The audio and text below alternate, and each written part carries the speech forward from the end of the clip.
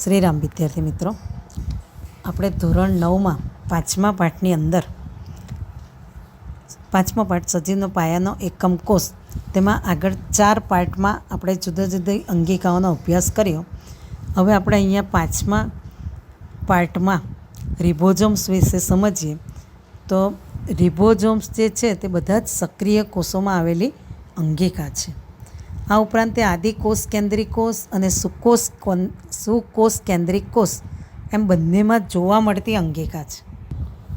કારણ કે આદિકોષ કેન્દ્રિક કોષ અને સુકોષ કેન્દ્રિક કોષની બંનેની અંદર આરએનએ નામનો ઘટક હોય છે અને આ આરએનએ ને બનાવનાર ઘટક રિબોઝોમ્સ છે, જેને કારણે રિબોઝોમ્સ એ બંને કોષોમાં જોવા મળતી અંગિકા છે. બીજું કે તે પટલ વિહીન અંગિકા છે, જેથી આપણે કહી શકીએ કે એની અંદર કોઈ પણ પ્રકારનું પટલ એટલે કે પડ જોવા મળતું નથી. આ ઉપરાંત સુકોષ કેન્દ્રિક કોષના કોષરસમાં કણિકામય અંતઃકોષરસ જાળ તેની સપાટી પર હરિતકણમાં અને કણાભસૂત્રોમાં પણ રિબોઝોમ્સ જોવા મળે છે. આ ઉપરાંત આ રિબોઝોમ્સ શું કાર્ય કરે છે? તો કે એ પ્રોટીન સંશ્લેષણનું કાર્ય કરે છે અને પ્રોટીન સંશ્લેષણ દ્વારા જ તે આરએનએની બનાવટ કરે છે. હવે વિદ્યાર્થી મિત્રો, આપણે આગળ વધીએ અને જો એ ગોલ્ગી પ્રસાધન એના વિશે પણ ટૂંકમાં તમને પૂછાય છે. તો પહેલાં તો આપણે જોઈએ કે ગોલ્ગી પ્રસાધનની શોધ કોણે કરી? તો કેમિલો ગોલ્ગી નામના વૈજ્ઞાનિકે ગોલ્ગી પ્રસાધન નામની અંગિકાની શોધ કરી અને તેના માટે સુવ્યવસ્થિત એનું વર્ણન કર્યું. હવે આ જે ગોલ્ગી પ્રસાધન છે તે પ્રાણી કોષોમાં અને વનસ્પતિ કોષોમાં જોવા મળે છે. અને તેની રચના કયા પ્રકારની થાય છે? તો તમે આકૃતિમાં જો તે પ્રમાણે તેની રચનામાં એકબીજાને સમાંતર થપ્પીઓમાં ગોઠવાયેલી પુટિકાઓ આવેલી હોય છે. તમને આકૃતિમાં દર્શાવેલું છે પુટિકાઓ. આવી પુટિકાઓને સિસ્ટરની કહેવાય ને આ રીતે તે પટલ દ્વારા આવૃત તંત્રની બનેલી હોય છે. હવે અહીંયા સિસ્ટરની એટલે શું? તો તમે આકૃતિમાં અહીંયા જોઈ શકો છો કે એક થેલી જેવી સિંગલ રચના તે અહીંયા આ રીતે તમને જે આ આકૃતિમાં ભાગ દોરેલા છે તે રીતે એકબીજાની ઉપર ગોઠવાયેલી જોવા મળે છે. તો આ જે થેલી જેવી જે રચનાઓ છે તેને સિસ્ટરની તરીકે ઓળખવામાં આવે છે. હવે આ ગોલ્ગી પ્રસાધનના પટલો એટલે કે પડ આવરણ કેટલીક વખત અંતઃકોષરસ જાળના પટલ સાથે જોડાયેલી હોય છે. તેથી તે અન્ય જટિલ કોષીય પટલ તંત્રનો ભાગ બનાવે છે. હવે વિદ્યાર્થી મિત્રો, આપણે ગોલ્ગી પ્રસાધનના કાર્યો જોઈએ. તો આ ગોલ્ગી પ્રસાધન જે છે તે અંતઃકોષરસ જાળ દ્વારા સંશ્લેષિત દ્રવ્યોનું ગોલ્ગી પ્રસાધન દ્વારા પેકેજિંગ કરી કોષની અંદર તથા કોષની બહાર મુક્ત કરવામાં આવે છે. એટલે કે અંતઃકોષરસ જાળ દ્વારા જે પ્રોટીન વગેરે દ્રવ્યનું સંશ્લેષિત થાય છે એનું સંશ્લેષણ કરી તેને ગોલ્ગી પ્રસાધનની અંદર તેનો સંગ્રહ કરવામાં આવે અને ત્યારબાદ એને કોષની અંદર બહાર જ્યાં પણ એની જરૂર હોય ત્યાં એને મુક્ત કરવામાં આવે છે. આગળ આપણે જોઈએ તો નિપોજનું પેકેજિંગ, રૂપાંતરણ તેમજ સંગ્રહ કરવાના કાર્ય ગોલ્ગી પ્રસાધનની પુટિકાઓમાં થાય છે. અહીંયા પુટિકા એટલે કઈ? તો આકૃતિમાં તમને જે નાની થેલી જેવી કોથળી જેવી જે રચના જોવા મળે તેને પુટિકા કહેવાય છે. આ જે પુટિકાઓ છે તેની અંદર એ ઘટકો જે બનેલા છે તેનો સંગ્રહ કરે છે, એનું પેકેજિંગ કરે છે અને જરૂર પડે એનો ઉપયોગ કરે છે. હવે કેટલાક કિસ્સામાં સરળ શર્કરાઓમાંથી જટિલ શર્કરાઓનું નિર્માણ કરે છે. એટલે કે શરીરની અંદર જ્યારે શર્કરાનું પ્રમાણ વધી જતું હોય ત્યારે તો એવા કિસ્સામાં જે સરળ શર્કરા છે એને જટિલ શર્કરાનું નિર્માણ કરે છે. તે લાઇસોઝોમ અંગિકાના નિર્માણ સાથે પણ સંકળાયેલી છે. એની જે પુટિકાઓ હતી તે પાચક ઉત્સેચકો સાથે સંકળાયેલી છે, જેથી તે લાઇસોઝોમ અંગિકાના નિર્માણ સાથે પણ જોડાયેલી છે. હવે આપણે જોઈએ તો લાઇસોઝોમ્સ વિશે માહિતી આપો. તો લાઇસોઝોમ અંગિકાઓ જે છે તે તમારી આકૃતિની અંદર આ લીલા ભાગ તરીકે દર્શાવેલી છે, જે એક નાની થેલી જેવી રચના છે. તો એ ગોલ્ગી કાયમાંથી જ બનેલી પુટિકાઓ જેવી રચના છે તેને જ અલગ કરીને તેમાંથી લાઇસોઝોમ બનતા હોય છે. હવે લાઇસોઝોમ્સની ઉત્પત્તિ કેવી રીતે થાય? તો આપણે જે ગોલ્ગી પ્રસાધનમાં જે પુટિકાઓ જોઈએ તે પુટિકાઓ રૂપે લાઇસોઝોમ ઉત્પન્ન થાય છે. અને એની સંરચના જોઈએ તો એ પાચક ઉત્સેચકો, જેને આપણે હાઇડ્રોલેઝ કહીએ, તો પાચક ઉત્સેચકો ધરાવતી આવરિત પટલીય કોથળીઓ જેવી રચના છે. આવરિત એટલે એક પર એક જે જોવા મળે છે તે. અને લાઇસોઝોમ કોથળીના ઉત્સેચકો કણિકામય અંતઃકોષરસ જાળ દ્વારા નિર્માણ પામે છે. જે પાચક ઉત્સેચકો છે તેનું નિર્માણ ક્યાં થાય? તો આપણે જોઈએ કે જે કણિકામય અંતઃકોષરસ જાળ દ્વારા તે નિર્માણ પામે છે. હવે આ લાઇસોઝોમ્સ અંગિકા છે તેનું મહત્ત્વ શું? તો કે કોષાંતરીય પાચન માટે અગત્યતા ધરાવે છે. જેથી જ વિદ્યાર્થી મિત્રો આપણે એને પાચન કોથળી તરીકે પણ, લાઇસોઝોમ્સને પાચન કોથળી તરીકે પણ ઓળખવામાં આવે છે. કારણ કે તે બધા કાર્બનિક દ્રવ્યોને તોડવા એટલે કે પાચન કરવાની ક્ષમતા ધરાવતા સક્રિય પાચક ઉત્સેચકો ધરાવે છે. અને તેને કારણે તે કોઈ પણ વિદેશી દ્રવ્ય એટલે કે જે શરીરની બહારથી આવતું હોય, શરીરની અંદર ન હોય, એટલે બહારથી કોષમાં પ્રવેશતા, દાખલા તરીકે બેક્ટેરિયા અથવા તો ખોરાક, તેમજ તૂટેલી કે નાશ થવાના આરે હોય તેવી જૂની કોષીય અંગિકાઓનું પાચન કે વિઘટન કરી કોષને સ્વચ્છ રાખવામાં પણ મદદરૂપ થાય છે.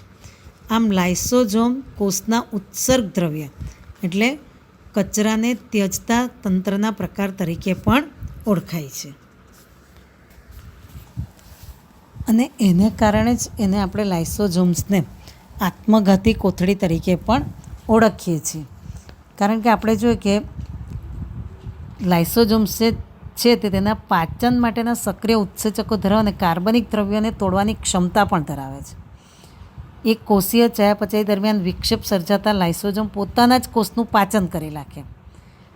દાખલા તરીકે આપણે જોઈએ તો કોઈ ઈજાગ્રસ્ત બને ત્યારે લાઇસોઝોમ્સ તૂટે અને તે પોતાના જ ઉત્સેચકો દ્વારા પોતાના જ કોષનું પાચન કરી નાખે. અને તેથી આપણે તેને આત્મઘાતી કોથળી તરીકે ઓળખીએ છીએ. આ પણ તમને એક વૈજ્ઞાનિક કારણની અંદર પૂછી શકાય. હવે અહીંયા હાનિકારક જે દ્રવ્ય છે તેની વાત કરીએ તો કોષીય ચયાપચય દરમિયાન વિક્ષેપ સર્જાતા લાઇસોઝોમ પોતાના જ કોષનું પાચન કરી નાખે. ઘણી વખત આપણે રમતા રમતા પડી જઈએ તો કેટલીક વાર ચામડી છોલાઈ જતી હોય છે. તો જ્યારે જ્યાં આપણને ઈજા થયેલી છે તેની આજુબાજુનો પણ થોડોક ભાગ, થોડીક ચામડી નીકળી ગયેલી હોય છે. તો એવું કેમ થાય છે? તો એ જે કોષો છે તે શેના કારણે મૃત્યુ પામ્યા છે? તો તે લાઇસોઝોમ્સને કારણે મૃત્યુ પામેલા હોય છે. જેને કારણે શું થાય કે એની આજુબાજુના જે તંદુરસ્ત કોષો છે તેને એ નુકસાન પહોંચાડી શકતો નથી. હવે આપણે આગળનો પ્રશ્ન જોઈશું કે કણપ સૂત્ર, તેની રચના, એની વિશિષ્ટતા અને એના કાર્ય વિશે જોઈએ આપણે. અથવા તો કેટલીક વાર પ્રશ્ન તમને એમ પણ પૂછાય છે કે કણપ સૂત્રને કોષનું શક્તિઘર, પાવર હાઉસ કહેવામાં આવે છે. આ તમે આગલા ધોરણમાં પણ એનો અભ્યાસ કરી આવ્યા છે. તો પહેલાં આપણે કણપ સૂત્રની રચના જોઈએ તો એ 2 આવરણો ધરાવે છે. આકૃતિમાં તમે જોઈ શકો છો. એક તો બાહ્ય આવરણ અને બીજું અંતઃ આવરણ. તો બાહ્ય આવરણ ઘણું ખરું છિદ્રિષ્ટ હોય છે, જ્યારે અંતઃ આવરણ જે છે તે ઊંડા અંતઃ પ્રવર્ધો ધરાવે છે. હવે ઊંડા અંતઃ પ્રવર્ધનો અર્થ શું થાય? તો જે તમે અહીંયા તમને આકૃતિ બતાવેલી છે તે રીતની આકૃતિ તમે એની દોરી શકો છો. જેમાં અંદરનો પ્રવર્ધ હોય છે તે આ રીતે ગોઠવાયેલો હોય છે અને બહારનો જે પ્રવર્ધ હોય છે તે સળંગ હોય છે અને એની અંદર વચ્ચે વચ્ચે છિદ્રો આવેલા હોય છે. આમ અંદરનો પ્રવર્ધ જે છે તે વધારે સપાટી ધરાવે છે ને બહારનું આવરણ જે છે તે ઓછી સપાટી ધરાવે છે. હવે આ અંતઃ પ્રવર્ધો જે છે તે એટીપી, હવે એટીપીનું પૂરું નામ છે એડિનોસાઇન ટ્રાઇફોસ્ફેટ. તો તેના નિર્માણ માટેની રાસાયણિક પ્રક્રિયાઓ. તો કઈ રાસાયણિક પ્રક્રિયા? તો કે ઓક્સિડેટિવ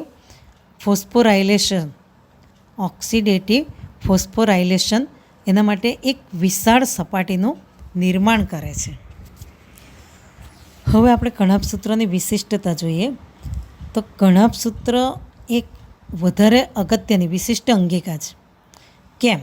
કારણ કે તે પોતાનું આગવું વલયાકાર ડીએનએ ડિઓક્સરી રિબોઝ ન્યુક્લિક એસિડ અને રિબોઝોમ્સ ધરાવે છે. આથી તે પોતાના પ્રોટીનનું નિર્માણ કરવાની ક્ષમતા પણ ધરાવે છે. તો આ જે ડીએનએ જે છે તે કણાભ સૂત્રની સાથે સાથે જોવા મળતા હોય છે. તેથી તે એક વિશિષ્ટ પ્રકારની અંગિકા છે.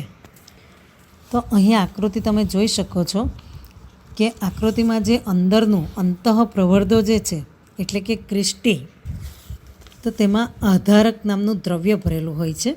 તો આ આધારક નામના દ્રવ્યને મેટ્રિક્સ તરીકે પણ ઓળખવામાં આવે છે. આ ઉપરાંત અંદરનું અને બહારનું આવરણ એટલે કે અંતઃ આવરણ અને બાહ્ય આવરણ. તો અંતઃ આવરણ જે છે તે ગળીમય રચના જેવું હોય છે, જ્યારે બાહ્ય આવરણ હોય છે તે એક સરળ હોય છે. હવે એનું આપણે કાર્ય જોઈએ કણાભ સૂત્રનું. તો તે કોષ તેમજ જીવનની વિવિધ રાસાયણિક પ્રવૃત્તિઓ માટે જરૂરી ઉર્જા એટીપીના સ્વરૂપમાં કણાભ સૂત્ર દ્વારા મુક્ત થાય છે. એટીપીનું લોંગ ફોર્મ તમને આગળ પણ કીધું કે એડિનોસાઇન ટ્રાઇફોસ્ફેટ. એટીપીને કોષના ઉર્જા શક્તિ એટલે કે પાવર હાઉસ ચલણ તરીકે અને તેનું નિર્માણ કરતા કણાભ સૂત્ર કોષના શક્તિઘર તરીકે પણ ઓળખવામાં આવે છે. હવે આપણે એટીપી વિશે થોડું જોઈ લઈએ. તો એટીપી જે છે તે એડિનોસાઇન ટ્રાઇફોસ્ફેટ તરીકે ઓળખાતું એક કોષનું શક્તિસભર સંયોજન છે. તેની અંદર શક્તિનો સંગ્રહ થાય છે. તે શક્તિ અન્ય શરીરની અંદર અન્ય કોષોની જૈવિક ક્રિયાઓ કરવા માટે કામમાં લેવામાં આવતી હોય છે. હવે કોષમાં વિવિધ રાસાયણિક ક્રિયાઓ માટે પણ ઉર્જાની જરૂરિયાત હોય છે. તો આ ઉર્જા જે છે તે એટીપી સ્વરૂપમાં ઉપયોગ થાય છે અને કેટલીક ક્રિયાઓમાં ઉર્જા મુક્ત થાય છે. તો તે ઉર્જા પણ એટીપી સ્વરૂપે જ હોય છે. આપણા શરીરની અંદર જે ક્રિયાઓ ચાલે છે એ ક્રિયાઓ કોષીય સ્તરે થતી હોય છે અને તેમાં ઉર્જાની જરૂરિયાત રહેતી હોય છે. તો આ જે ઉર્જા છે તે આપણને ક્યાંથી મળે છે? તો નોર્મલી આપણે એવું શીખ્યા છે કે આપણે જે ખોરાક લઈએ છીએ તેમાંથી જે ઉર્જા મળતી હોય છે, પરંતુ હકીકતમાં જે ખોરાક છે તેનું પાચન થઈ એટીપી સ્વરૂપે તેની પ્રોસેસ થઈ એટીપી સ્વરૂપે શક્તિ એટલે કે ઉર્જા મુક્ત થતી હોય છે. અને તેથી જ એટીપીને કોષના ચલણ એટલે કે કોષના ઉર્જા શક્તિ તરીકે ઓળખવામાં આવે છે. અને આ જે સંગ્રહિત ઉર્જા જે છે તેનો ઉપયોગ શરીરમાં નવા રાસાયણિક સંયોજનો બનાવવા માટે તેમજ યાંત્રિક કાર્ય કરવા માટે પણ તેનો ઉપયોગ કરવામાં આવે છે. અને કણાભ સૂત્રમાં થતી ક્રિયાઓ દ્વારા એટીપીનું નિર્માણ થતું હોય છે. હવે આપણે જોવાના રંજક કણો વિશે. તો રંજક કણો જે છે તે માત્ર વનસ્પતિ કોષમાં જ જોવા મળે છે. અને આ રંજક કણો બે પ્રકારના જોવા મળે. એક તો રંગ કણો જેને આપણે ક્રોમોપ્લાસ્ટ તરીકે ઓળખીએ, અને બીજા છે રંગવિહીન કણો જેને આપણે શ્વેત કણો તરીકે પણ ઓળખી શકીએ, અથવા તો એને લ્યુકોપ્લાસ્ટ પણ કહી શકાય. ક્રોમ શબ્દ તમે ઘણીવાર સાંભળ્યો હશે. એક તો આપણે કહીએ છીએ ગૂગલ ક્રોમ, બરાબર? તો એ ક્રોમ શબ્દનો અર્થ થાય છે રંગબેરંગી એટલે કે મલ્ટી કલર, વિવિધ રંગો. તો જેના ઉપરથી જ રંગકણો જેને ક્રોમોપ્લાસ્ટ તરીકે ઓળખવામાં આવે છે. હવે રંગકણો જે છે તેની અંદર ક્લોરોફિલ રંજક દ્રવ્ય ધરાવતા રંગકણો આવેલા હોય છે, જેને આપણે આ રંગકણોને હરિતકણ તરીકે પણ ઓળખીએ છીએ. આ ઉપરાંત રંગકણો હરિતકણ ક્લોરોફિલ ઉપરાંત પીળા રંગના ઝેન્થોફિલ અને નારંગી રંગના કેરોટીન રંજક દ્રવ્યો પણ ધરાવે છે. હવે પીળા રંગમાં તમે જે લીંબુની જે પીળી સપાટી જે જોવો છો એનો પીળો રંગ કોને આભારી છે? તો તે ઝેન્થોફિલ નામના રંજક કણને આભારી છે. અને ગાજરની અંદર જે છે તે આપણને કેરોટીન પ્રોટીન વધારે પ્રમાણમાં મળતું હોય છે. તો એ જે કેરોટીન પ્રોટીન જે છે તે નારંગી રંગના રંજક દ્રવ્ય કણો ધરાવે છે. તેમજ હરિતકણ જે છે તે પ્રકાશ સંશ્લેષણ માટે અગત્યનું છે. હવે આપણે રંગવિહીન કણોની વાત કરીએ તો તે પ્રાથમિક કક્ષાની અંગિકાઓ છે ને તેની અંદર સ્ટાર્ચ, ચરબી અને પ્રોટીન કણિકાઓનો સંગ્રહ થાય છે. હવે આપણે જોઈએ કે રંજક કણોની રચના કેવી રીતે થાય. તો રંજક કણોની બાહ્ય રચના કણભસૂત્રની રચના જેવી હોય છે. એટલે કે એની બહાર એક સિંગલ પટલમય થેલી આવેલી હોય છે અને બીજા રંજક કણો જે છે તેના આંતરિક આયોજનમાં ઘણા બધા પટલીય સ્તર કે જે દ્રવ્યમાં ગોઠવાયેલા હોય છે તેને આધારક એટલે કે સ્ટ્રોમા તરીકે ઓળખવામાં આવે છે. જે નાની નાની થેલીઓ જેવી એટલે કે 5 રૂપિયાના સિક્કા જેવી એક થપ્પી હોય છે. અહીં આકૃતિમાં બતાવેલું છે તમને આધારક, જેને આપણે સ્ટ્રોમા તરીકે ઓળખીએ છીએ. આ જે રંજક કણો જેને આપણે હરિત કણો કહી શકીએ તો તે પોતાના આગવા વલયાકાર ડીએનએ અને રિબોઝોમ્સ ધરાવે છે. કણભસૂત્રને પણ પોતાનું આગવું ડીએનએ હોય છે અને હરિતકણને પણ પોતાનો આગવો ડીએનએ હોય છે.